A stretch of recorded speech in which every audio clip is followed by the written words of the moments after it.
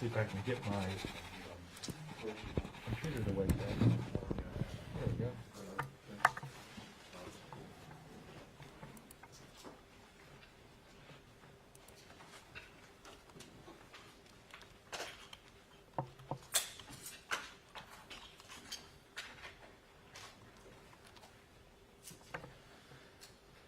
Is everyone set up, ready to go? Not quite. Okay, I'll give you a sec.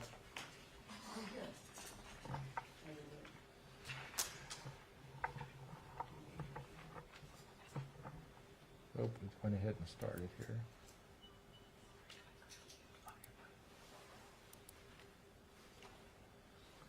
Are we gonna hear cuss words? Just wanna know, because I think a lot of us are streaming it. There is No, one. just Okay. one. Yeah.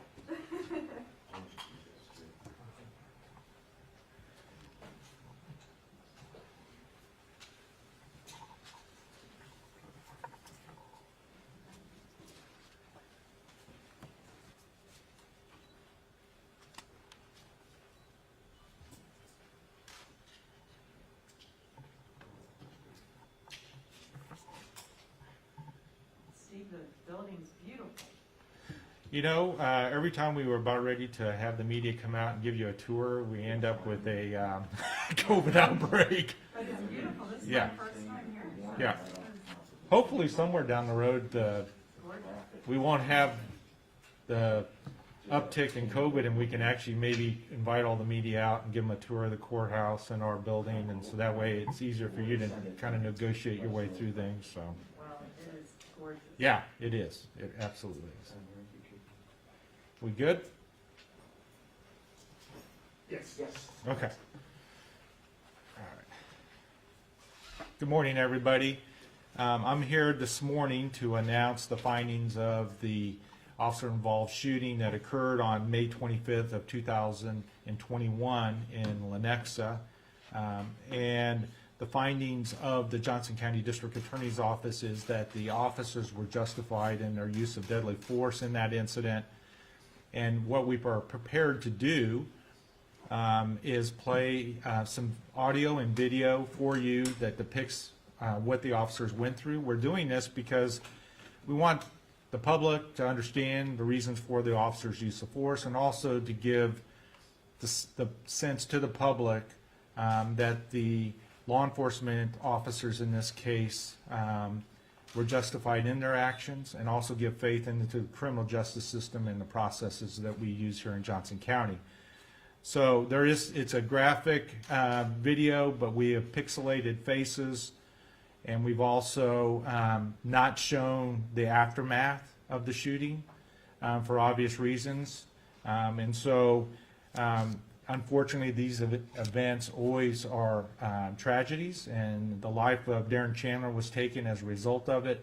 But under Kansas law, the Lenexa officers were justified in their use of deadly force. And so I'm going to go ahead and play this video, and then we're going to have an opportunity to answer your questions. And Chief Layman is also here, who will also be able to provide some comments. And then we have the commander of the OSIT also present. And so they also will be available to answer any questions in regards to the investigation. So I'm going to go ahead and start the video at this point.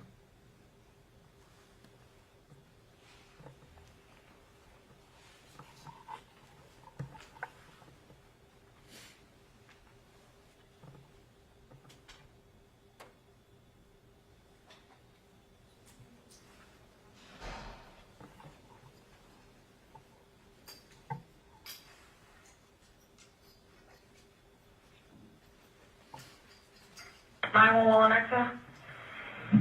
Oh yeah, I'm a front desk agent at the extended stay at 8015 Lenexa Drive.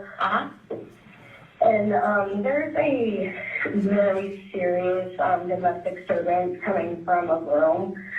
I've gotten quite a few noise complaints about it. I went to go knock on the door. Is it a physical disturbance or a verbal disturbance? It's sounding physical. I don't feel comfortable knocking on the door. Is it? 213. And what are you hearing there? I'm hearing him scream at her. She's like screaming and pain. I'm pretty sure I heard him smack her at least once. It's getting to a point where I've had a few other guests call and complain, and we walk down there to knock on the door, and that's when I heard it, and I don't feel comfortable knocking on the door. Yeah, that's fine. I want you to, you don't need to do that. Yeah, you don't need to do that. We've got officers that are on the way.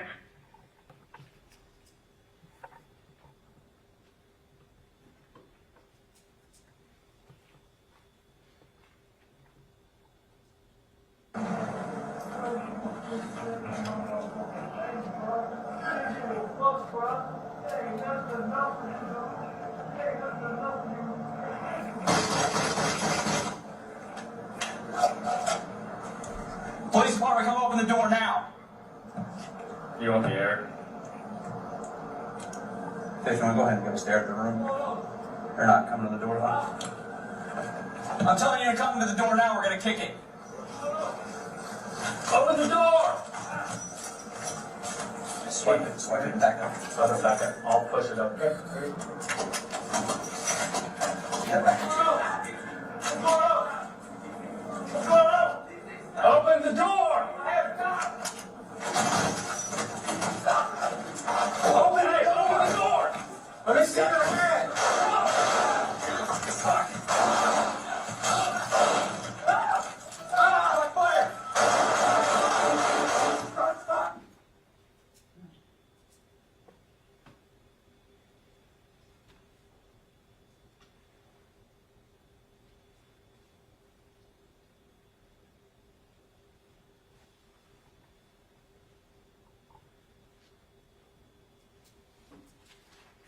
That is a freeze picture of what the officers saw when they opened the door.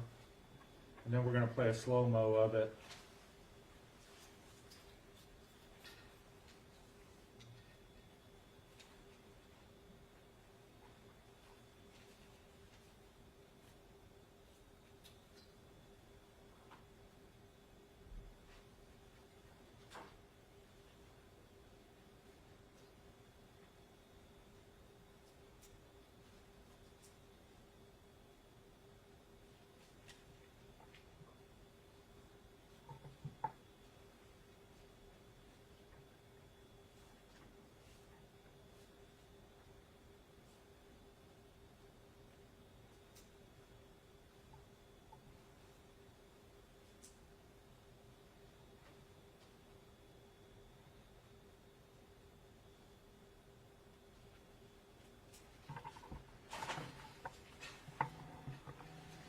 So those are the videos that are being provided to you. Of course, some of it's being redacted, pixelated faces, but this depicts the events that the law enforcement officers experienced on that day. As you can tell, the officers forced their way into the hotel room. Under Kansas law, you have a right to enter by force for exigent circumstances. The officers all reported in their interviews that they were concerned with the victim's safety, and she stopped making sounds, and they were concerned for her welfare and decided to force the door. And they have a right under Kansas law for this very reason to go ahead and force entry. And in the investigation, we determined that as soon as they kicked open the door, 2 rounds were fired by Mr. Chandler, his .45 caliber pistol. Luckily, neither officer was struck by those 2 rounds. One of the officers that were in the door frame area returned fire as he was backing up. And then, as you can see, there was a pause.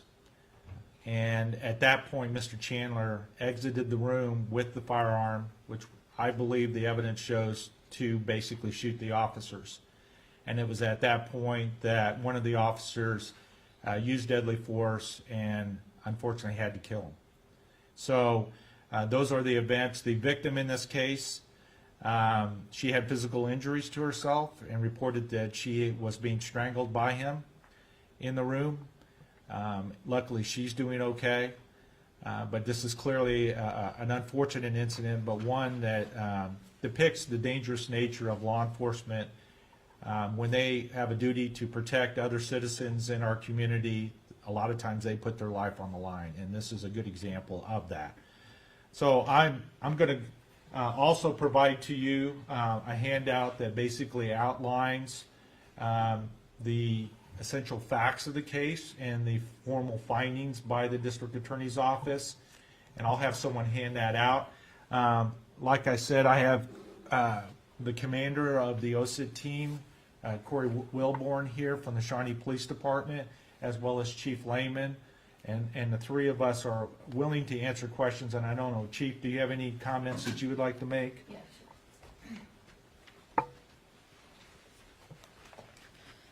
So thank you all for coming out today. This has been a long process for us. This happened back on May 25th, but it's a long process, but I am here to tell you the process works, and that's why sometimes it takes a while to gather information. One of the things I want to point out is, as District Attorney Howe said, this is a tragic event. Anytime that anybody has to take a life or that law enforcement has to take a life, it's tragic and it's far-reaching. It's kind of like a ripple effect. So, we take into consideration the family. They expected Mr. Chandler to come home that day. He didn't. So we have compassion for the family. It's difficult. But it also affects the officers that responded and the dispatchers that had to put that call out, and their families as well. And then it also affects the community. I know there were calls initially to release the video early on, but it's a balancing act. It's always a balancing act, and that's what we look to. One, are we releasing evidence prematurely? And then also, are we taking into consideration those others that I just mentioned, how they will feel if they, see this information or see this out there? So that's what we have tried to do throughout this. I can tell you that our officers are doing well, but I watched this video with them yesterday, and just watching it again here today makes my heart pump very fast. Very lucky that we didn't lose at least 2 officers in that situation. So we feel very fortunate, but at the same time, also feel for the family of Mr. Chandler in that instance. So, I would be happy to answer any questions that you have, and I think that Captain Wilburn will as well. But I will tell you that we will have this video posted out on our website.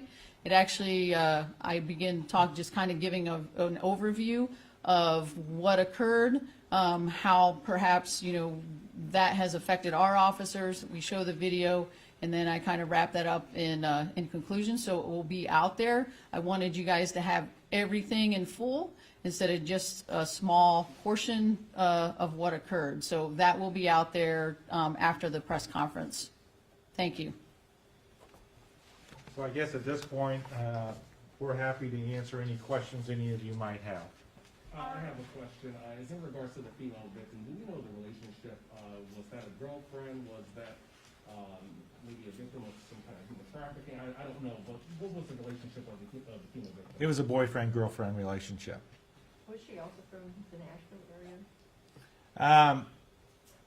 I don't want to speak out of turn. I know that that's where she met him, but I'm not sure where what her hometown is right now. Do you know her age? I don't know the age right off the top of my head, but I really don't want to give out a lot of information regarding her just to respect her privacy. Are these officers back at work? So in these types of investigations, we do not put them back out on the street until we get the ruling from the district attorney's office that they've been cleared in this incident or whatever the other findings may be. Obviously, you can see the ramifications if we put them out there and they weren't cleared or there was some other, some other events. However, we do make sure that we get them. I mean, they have to deal with this, right? We sat down and watched yesterday. It brings back emotions for them. It affects everybody. So we will make sure, we send them for psychological evaluation, just to go talk to somebody. They've been a couple times. They're going to go after this press briefing too, because again, we're bringing this up and we want to make sure that they're taken care of. So once we're assured that they're taken care of, there's some things that we need to get them back in because they've been off the street for probably close to 70 days or so, that we integrate them back in slowly, but making sure that their well-being is taken care of. Officer Wilburn, if you could walk us through a little bit about, you know, what we see in this video is moving really fast, even when it's slowed down quite a bit. What were some of the things that you saw that kind of were key to what you were looking at? With the video specifically, when we first initially viewed it, we saw it at that rapid pace. We didn't get the luxury initially during the investigation to look at it at a slow motion. And when we look at it, we're just trying to figure out positioning and where people are, where rounds may be. We definitely worked with the Johnson County Crime Lab they watch the video with us so they can determine where rounds may have gone, where to collect that evidence, and where to look for those types of things. That's initially what we're looking for, and then once we can slow it down, then we can start piecing together, determining who shot first and which rounds, how many rounds people shot, and that sort of thing. Is there any point in that video that was kind of made it I don't want to say a lot for you, but you felt like you were making the right decision on this? You know, we really don't come to those conclusions necessarily. Our job as the officer-involved shooting team is to just collect the information, collect the facts, the who, what, when, where, why, and how. We write our reports and we give that to the district attorney's office and let them make that determination. And that's the result is why we're here today. And I would say that one of the key pieces of evidence, of course, is when the doors open, we had that freeze photo of what the officer saw. There's also a freeze frame where you can actually see the gunpowder, the discharge out of the firearm, which can, I think, help confirm for the investigators and for our office that, in fact, he was the first one to shoot in that sequence, and then the officers, as they were falling backwards, then returned fire. And so, you know, part of the delay, it took a while because the crime lab had to reconcile which projectiles came from which firearms, and also reviewing the video to determine the sequence of events. And so that, in many instances, is, especially when you have multiple firearms being fired, can cause a little bit of delay because we want to make sure that we have our facts straight before we make a decision and provide that information to you. Could any of you talk about the training or tactics that goes into an operation like this or approaching a hotel room like this? So I think one of the things that we utilize too is priority of lives, right? So when we take the priority of lives, which is in kind of orders, hostages, involved parties, officer, and the suspect. So given the information that the officers had at the time, when they were at the door, I mean, they could hear what was going on inside. You know, had they not acted, I mean, we could play the what if game all day long, but had they not acted and something was happened to the female in the room, if she was killed or something like that, we'd obviously be having other questions. Based on the information that they had in that priority of lives, which is ingrained in our officers, they made best decision that they could. It was reasonable, and they were able to act in a way that obviously probably saved the victim, saved them in that case. So I think that's important, knowing that priority of lives and how we teach that. But with their training and experience, you know, we're happy today that they weren't hurt. But again, I can't underscore the fact enough that this is far-reaching and has a ripple effect to everybody that's involved. And one of the officers in his interview specifically said that initially they had heard the female voice, and then the female voice got quiet, and they were concerned that something was happening to her, and so that's why they decided to force entry, is because they felt like her life was in danger at that point. How confident are you that he understood that it was the police that were banging on the door? I heard police once, but I also heard him say what's going on. Is there any, like, gray area there? You can evaluate it for yourself, but I think it was pretty clear. He didn't whisper that. He was pretty loud about it and pounded on the door, and they told him to come out, and I have no doubt that everybody in the room knew what was going on outside, including the domestic violence victim, who indicated she acknowledged that she knew that there was law enforcement out there, and when law enforcement announced themselves is when she said he grabbed the gun. So I think there's overwhelming evidence to indicate that he was aware that there was law enforcement outside. I have another question for you, Mr. District Attorney. In regards to the John Albers case, how often do you make final judgments without the full crime lab reports? Well, that's interesting that you asked that, because let me explain a little bit about how the OSIT investigation works. Many of you are pretty young, so you may not recall Metro squads, but Kansas City used to have Metro squads. The OSIT investigation is very similar to how Metro squads were conducted. So what ends up happening, the sequence of events is this. In this case, Chief Layman, her department notifies that they're requesting the OSIT team be assembled. Then in this case, the commander, Captain Wilborn, is notified that they're requesting a call out of the OSIT team. He then calls all of the necessary officers to call out. The crime lab is called out that night. My office is out there along with our investigators, and we all assemble that night. At that point, and like in this case, Lenexa is in charge of providing security, but they then back off and allow the OSIT team to actually conduct the investigation. And then at that point, the commander, in this case it was Captain Wilborn, would have a lead officer, and in this case it was Captain Little, and then they're in charge of orchestrating what the various investigators are going to do, what their role is, what people they're going to interview, what evidence they're going to gain. And then in an OSIT investigation, I will tell you, almost all the time, within a couple hours of the incident, if there are in-car cameras or body cameras, my office is watching it, the commander is watching it, and we're getting a first sense of what we're dealing with.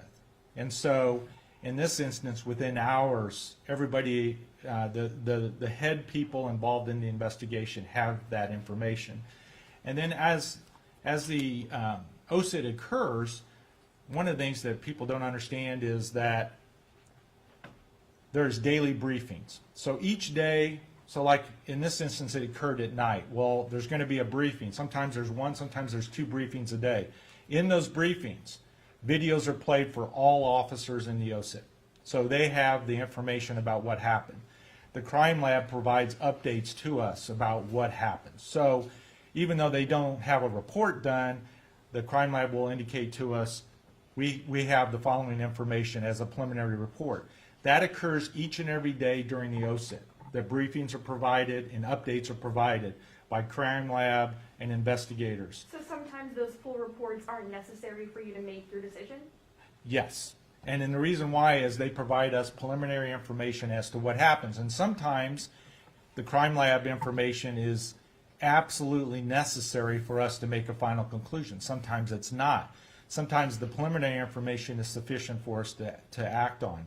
And so what ends up happening is that daily briefing and giving out leads, just like in the Metro Squad, they give leads to investigators to follow up on.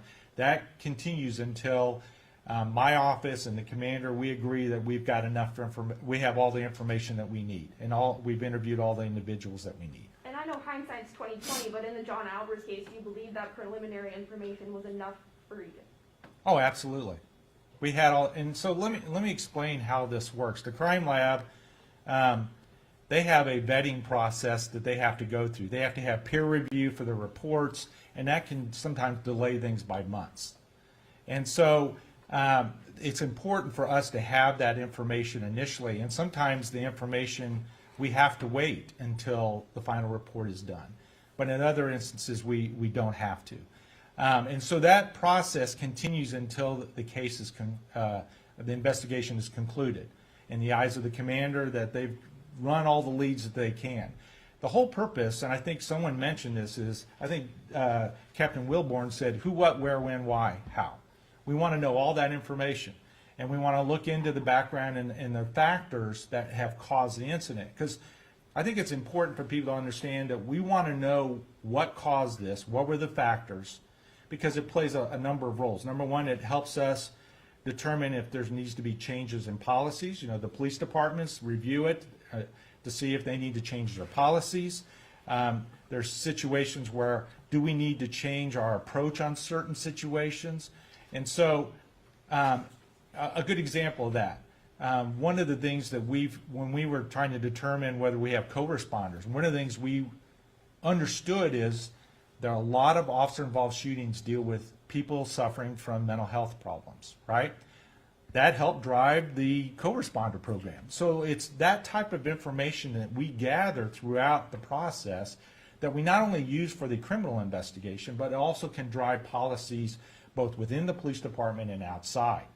And the so, police chief has said that the John Albers case didn't drive those this new mental health program. Are you saying that it did? no, I'm saying that those types of situations can drive policy changes. And so what had happened long before that case, we had recognized that mental health crises were driving a lot of officer-involved shootings. And so that's why the co-responder program was created. And so we continue to do the investigation until we've run all leads. And then at that point, the commander will submit the report to my office. And it's my job to review the information and make a decision based on Kansas law if there was a proper use of force. That use of force, that law, applies to law enforcement, but also applies to every citizen in the state of Kansas. They're equally protected under the law.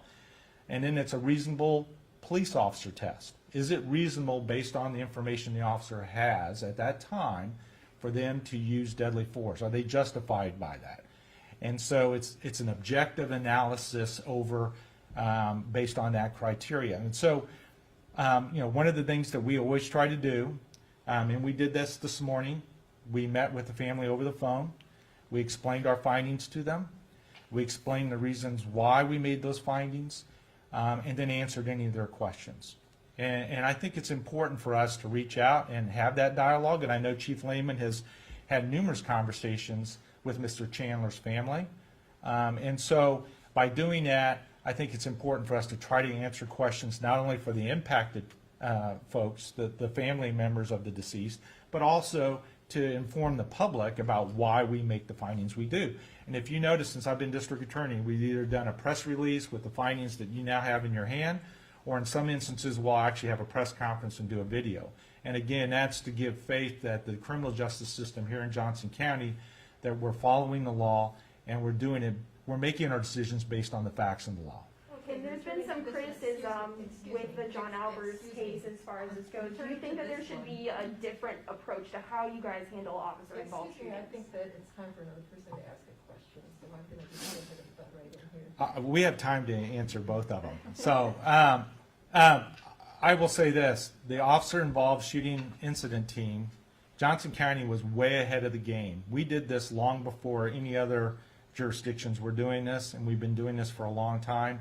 It is the preferred method to do these investigations, having outside agencies investigate. So Chief Layman and her officers, even though she has people on OSIT, they didn't get called out because we don't want Lenexa investigating their own officers. And so that is the preferred method. There's a reason why, in some instances, the federal government asks our OSIT, when they have a federal officer involved in the shooting, to ask our OSIT team to investigate it, because they understand that that is the preferred method to do it, because it creates, it eliminates the potential of bias. And that's the key component of it, is having officers who don't know personally that individual being able to make an objective analysis or objective decision on the case. Okay, So go ahead. Will we be seeing the crime lab report on this one? Will we be seeing a crime lab report? We don't typically release all our investigative reports, including the crime lab report. As you noted in the summary that I provided you, I indicated the findings of the crime lab, and so you do have the results of it. But as I remember during the Albers one, there was a little bit of controversy about should the crime lab report also be made available for public viewing and public. The Overland Park Police Department decided that it was in their best interest to go ahead and release the entirety of that, but I am not going to get in a habit of releasing personal information on every officer-involved shooting, and so unless it is necessary, we're not going to do that. There's a lot of personal information. It's like I'm not going to provide the medical examiner's report and photographs of the crime scene. I'm not going to do that. I'm not here to do a snuff film. Okay, and that's not my goal. My goal is to provide information so people have a faith in the criminal justice system and how we do that. But I just do not believe in providing information just because people want to see it. I don't think that anybody in here wants to see. No, I'm not saying you. But see, the problem is once it gets out there, you know, you're all journalists, right? Well, you have some ethical standards. But Johnny, who lives in the basement, who gets a copy of it, doesn't necessarily have those same ethics. And I'm not going to produce personal information about victims, individuals who have been deceased, to the general public. I won't do that.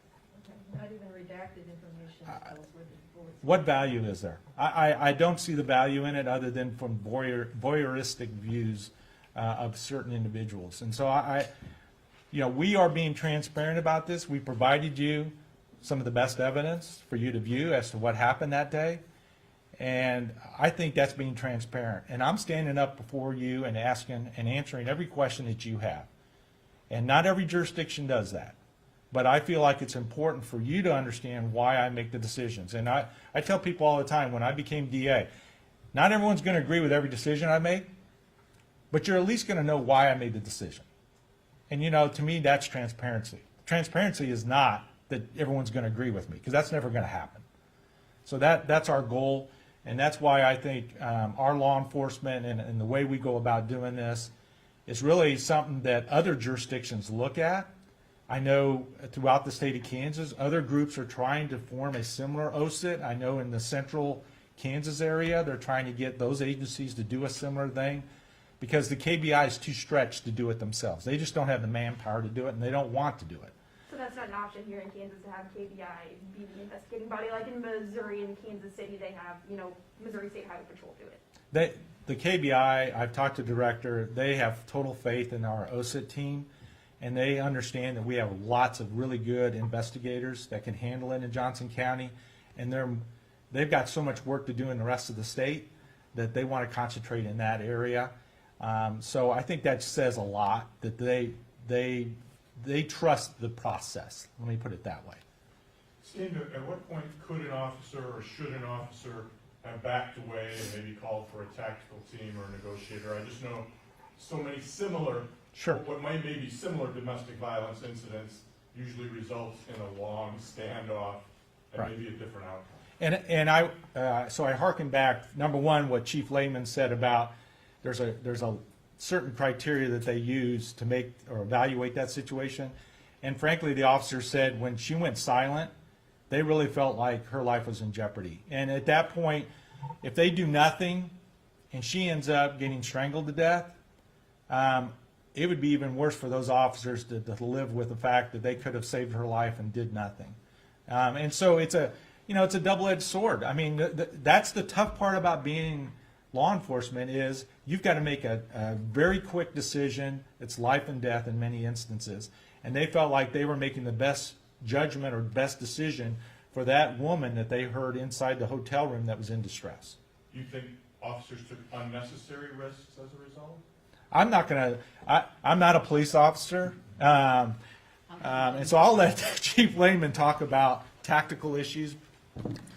So you guys have the opportunity to Monday morning quarterback everything that the officers did in that situation. They don't have the luxury of doing that. So based on the information that our officers had at the time, the exigent circumstances that were present, They were very reasonable in doing what they did. Actually, if you look at the video, after they were fired upon, our officers actually tactically retreated behind cover. It was Mr. Chandler who decided at that point to advance on our officers, and at that point, they had no other choice. So we can sit here and Monday morning quarterback these situations over and over, and what if. I could play 100 what if scenarios, and we could all have different outcomes. One of the things that I will mention, because I've sent this out to the media many, many times over, is that the City of Lenexa Police Department puts on a understanding use of force workshop for citizens. And it always goes out to the media. It's about 3.5 hours. I've had 2 people from the media attend that in its entirety. And I would suggest everybody in here, because if you put yourself where those officers were that day, I ask you, how would you react? We'll put you through some scenarios. You know, some of them are not, they're not always shoot scenarios. They are traffic stops, but we'll put you through some of those scenarios. So if anybody wants to attend the next one, you all have my information, and it actually be posted out on our website. So I would wholeheartedly welcome as many media members, because I think at that point you would tend to understand some of these situations and how quickly these situations unfold. That's actually one of the reasons why we chose to post the video today. Those officers had no chance at that point. By the grace of God, we are thankful that we're not attending an officer funeral. Any other questions that we can answer for you? A procedural thing in the investigation, you know, obviously this happens, you guys come out to start the investigation. Are the officers involved in the shooting, are they interviewed by somebody before that person has had a chance to see the body cam video, or is it after they see the body cam video? In this investigation, we typically will leave it up to the officer if they want to watch the video before their interview. They were interviewed a day or 2 after this incident. There's usually an initial interview with the officers just to get some basic facts about which way the rounds went, and just a general idea of what happened. But as far as they're watching the video, they have the opportunity to watch it before.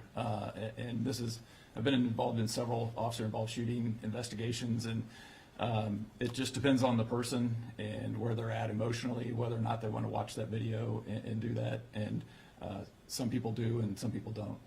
I was referring to the person doing the interview, not Oh, I'm sorry. the investigator. The investigator. Yes, the investigator absolutely watches the video prior to doing the interview.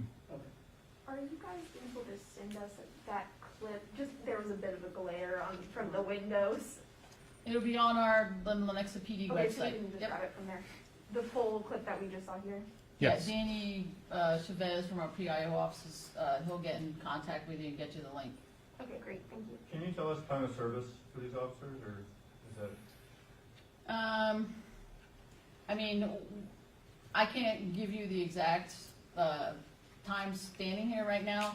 One was less than a year, and the others had, well, over 2 years, I think 3 or 4 years. So I can't give you the exact amount. That's not something that I'm, I mean, really, I think plays any role in this. They were faced under fire and reacted exactly how they should have. And I'm glad that they did react in the way that they did. And just one last question in regards to returning back to service. I know you said that there's some psychological training, but after this press conference, essentially, are they able to go back on the streets, or is there still some behind-the-scenes counseling that they will need to go through? There's still some behind the scenes. We want to make sure, obviously, like I said earlier, this watching these videos, they actually, for the first time yesterday, actually kind of got to see what you guys saw today. I thought it was important that we meet with the officers to show them what everybody else was going to be seeing. So yesterday was the first time they actually got to see this since actually the incident occurred. And it does bring up some emotion. I mean, you can tell it. Every time I see it, it brings up an emotional response for me. So we want to make sure that they process this, and now that this is fresh again, that they go see our mental health, our counselor again, and talk to them to make sure they're in a good place. But then there are some things that they need to do. We need to get them back out on the range. Obviously, again, I'll throw it back to the Understanding Use of Force workshop. If you guys attended that, this is a critical incident.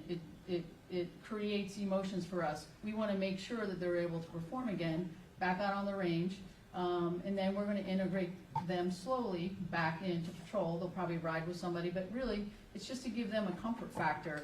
They've been off for almost 70 days. You know, we need to integrate them back in. We need to make sure they're taken care of, and that's what we're trying to do. Is it 3 on administrative leave or just the 2 who fired? Just the 2 that were involved in the shooting are on, they're on a modified duty right now. You said briefly, I think you said they're okay or they're doing good. How are they, the officers? Are they? Well, I mean, again, I think it's a critical incident that they were involved in. You know, can you imagine in your job today, if something like this happened to you, going home and explaining what happened to your family, right? I think probably some of the families probably have questions as to, you know, is it really worth doing what you're doing? Is this job worth it? So you can probably tell that there's a lot of back and forth. You know, what's going on in their mind? What are they thinking? What are their family? What are their peers, you know, telling them? I mean, you know, the climate in law enforcement in general is not very good. So adding that on top of it obviously is a lot for the officer to weigh in their mind. So I think, you know, in general, yes, they're doing well. But again, you know, cumulative stress over time. I mean, we continually try to check on our officers. We have and I don't want to really get off subject too much, but we mandate that our officers go see a mental health professional. We're trying to do it on a quarterly basis. Actually, our fire department's doing it well because they see things that not everybody in this world should see. But we're trying to take care of them. We'll continue to try to take care of them and make sure that they are where they need to be when they get out on the street. Any other questions by anybody? Just one clarifying question. In this current case, have you received all the reports? Are they all finalized, or is there still some that are hanging out? We've received all the reports. Including the crime lab? Yes. Okay. And you know, in this instance, there was a little bit of delay while they were finalizing some important information for us that we wanted. But again, a lot of the information during the course of the OSID investigation, the crime lab gives us preliminary reports as to what the information is. And I think that's the key component of it. And, you know, we all watch CSI and we get an idea of what the crime lab does. But one of the things that, you know, with technology now, we don't do scene diagrams. They have a 3D scanner. They use drones. And so by implementing and using technology, it's like these videos. In the past, we never had these videos. And then we had in-car cameras. Now we have body cameras. I love all that new technology because this helps answer questions. And what we want to do is make the right decision based on the facts and the law. This protects the public from bad cops, and it protects the officers who are good officers trying to do their job right. And so more information is really helpful to us and helpful to the entire community by us having this information available to us. All right? Did everyone get